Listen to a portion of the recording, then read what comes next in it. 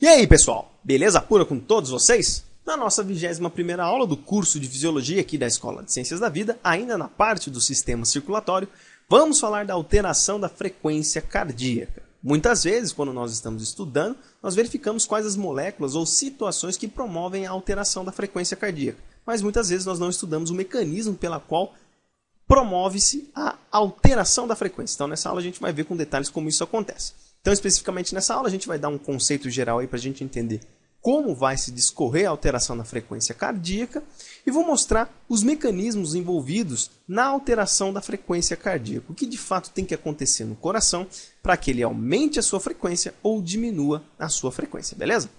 Bom, então a gente vai ver aqui o seguinte, a gente já viu em algumas aulas anteriores que no nódo sinatrial, quando nós temos a despolarização do nódo sinatrial, nós iremos promover uma contração ordenada e rítmica lá do coração. Então nós vamos contrair primeiro os átrios para depois contrair os ventrículos. E quando a gente observa as células do nódo sinatrial, a gente observa que elas têm algumas características importantes, né? Que a voltagem, a variação de potencial de membrana das células do nódo sinatrial gira em torno de menos 55 mV, ou seja, elas são menos negativas do que células que apresentam potencial de ação rápido.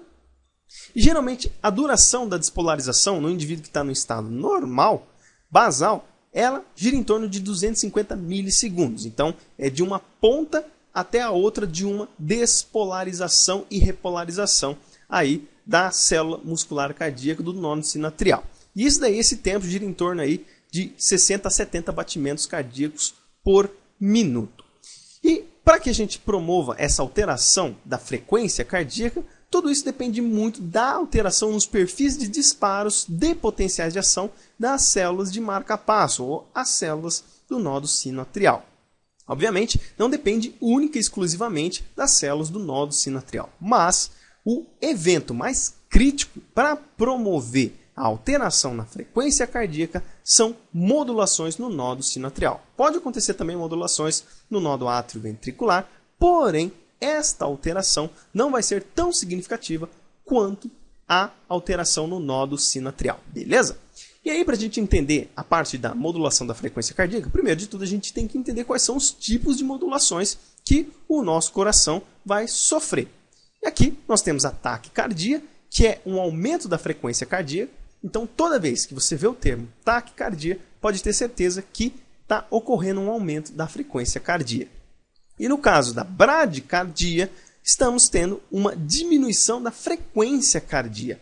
Brad significa lento, então bradicardia significa diminuição da frequência cardíaca. Esses dois termos são termos extremamente importantes que você costuma ver com muita frequência em eventos patológicos do coração. Existem casos de taquicardia, de bradicardia, que não são usuais, não tem uma modulação fisiológica para estar acontecendo. Então é muito importante a gente ter noção disso, que taquicardia é aumento da frequência e bradicardia é diminuição da frequência.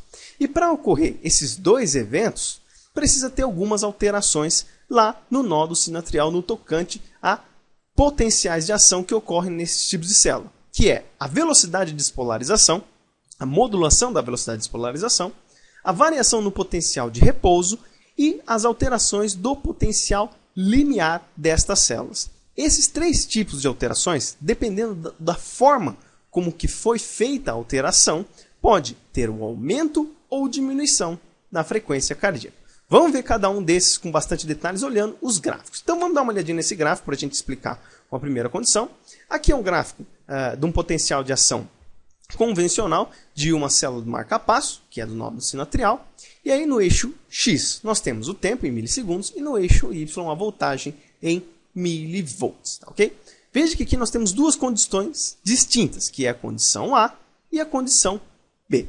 Nota o seguinte, se nós criarmos um paralelo aqui entre essas duas linhas aqui, esses dois eventos de potencial de ação, nota-se que a linha verde ela está mais deslocada para a direita, que significa que esta célula está demorando mais tempo para despolarizar em relação à linha vermelha. Então, o que está acontecendo aí?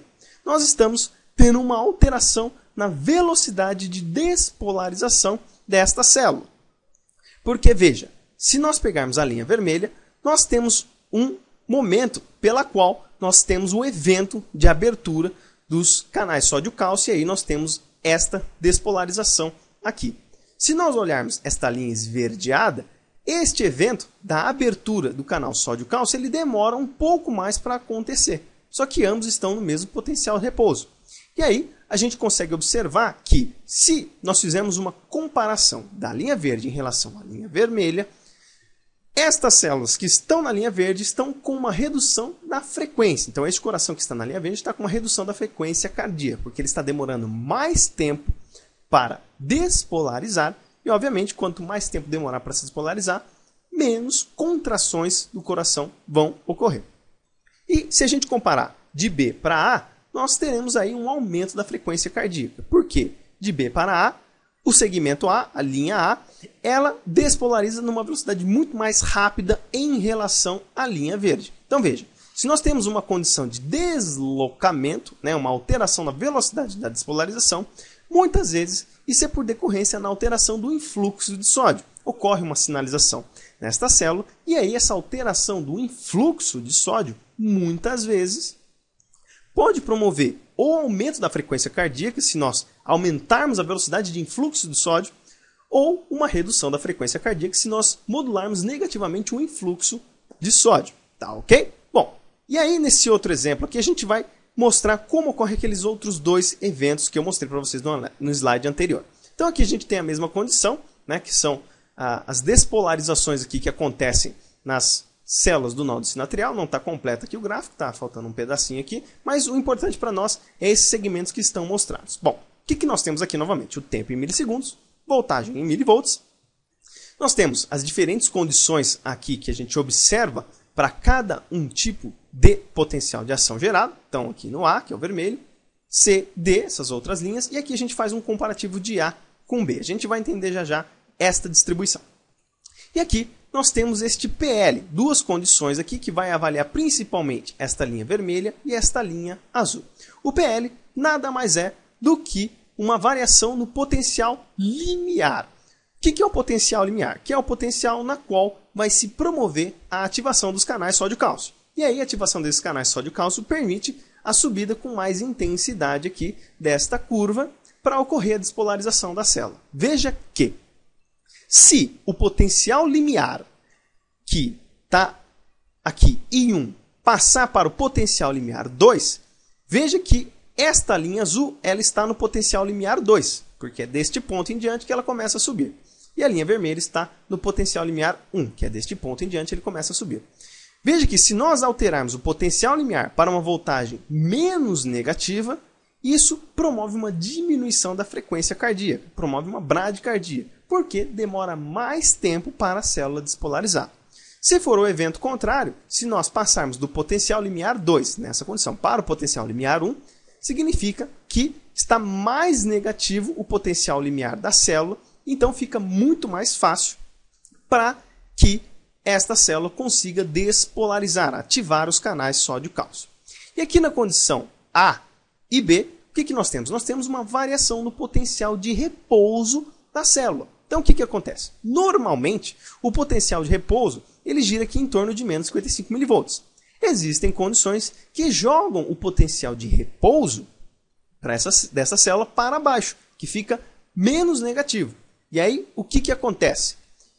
De A para B, nós temos aqui, então, um aumento da negatividade da voltagem dessa célula. Você não concorda comigo que ela terá que despender mais trabalho para promover uma despolarização? Precisa entrar mais sódio para promover esse evento? Então, se nós temos uma modulação de A para B, nós temos uma queda na frequência cardíaca. Se for o contrário, de B para A, ou seja, o potencial de repouso está menos negativo, ou seja, está mais positivo em relação ao outro, significa que esta célula terá que ter um influxo muito menor de sódio para atingir um potencial limiar. Então, neste caso, a frequência cardíaca vai aumentar.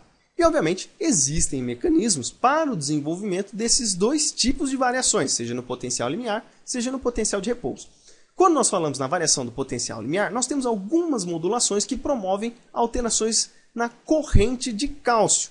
Quando nós temos uma alteração aonde o potencial limiar fica mais alto, nós temos uma dificuldade para ter um influxo de cálcio nesta célula, porque, obviamente, a ativação desses canais de cálcio fica mais retardada. E se nós tivermos uma alteração no potencial limiar para baixo, nós temos uma ativação mais rápida nos canais de sódio-cálcio e aí ele consegue entrar mais rápido. Então, o importante mesmo é sempre na modulação na corrente de cálcio. Se a corrente de cálcio for retardada, nós teremos uma bradicardia. Se ela for mais rápida, nós teremos uma taquicardia. E na ocasião que nós temos uma variação no potencial de repouso, nós temos uma modulação na corrente de potássio. Neste caso aqui, do B, está permitindo uma saída maior de potássio em relação ao A. Então veja, quanto mais potássio está saindo da célula, do nódo sinoatrial, mais polarizada negativamente esta célula vai ficar.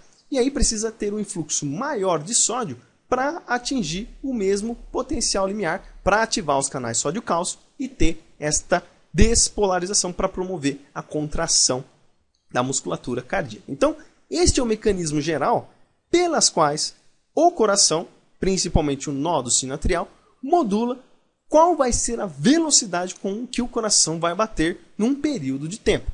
Dependendo das variações de influxo dos determinados íons, né, a velocidade ou a modulação pelas quais eles vão sofrer para entrar ou sair das células, isso vai determinar o evento de aumento da frequência cardíaca ou diminuição da frequência cardíaca. Beleza? Então é isso aí, essas foram as referências clássicas que eu utilizo para todas as aulas do curso de Fisiologia. Espero que vocês tenham gostado. Se vocês gostaram, peço que deem joinha, me ajudem a compartilhar o vídeo. Quanto mais vocês fizerem isso, mais o YouTube me enxerga e mais pessoas são beneficiadas aqui com a Escola de Ciências da Vida. E se vocês quiserem participar, dá aquele joinha e se inscreve aqui no canal do YouTube e participa lá do grupo da página da Escola de Ciências da Vida no Facebook. Como sempre, as informações estarão aqui no descritivo desse vídeo. Beleza, pessoal? Então é isso aí. Forte abraço a todos, fiquem com Deus e até a próxima aula, se Deus quiser.